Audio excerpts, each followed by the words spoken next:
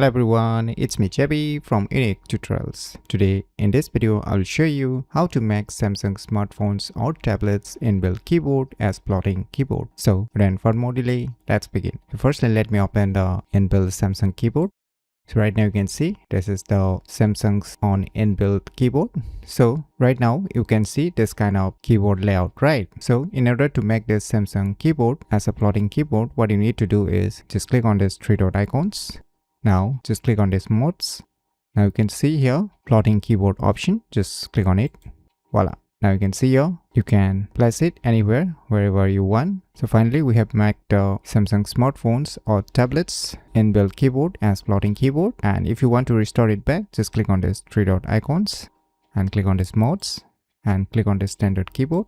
Then it will be restored back to the default layout. So by using these cool tricks, you can easily make Samsung smartphones or tablets inbuilt keyboard as plotting keyboard very easily. So if you never known about these cool tricks, then you should definitely give it a try. So if you find this video tutorial useful, please click on the thumbs like button, and if you're new to our channel, click on the subscribe button. And lastly, thanks for watching.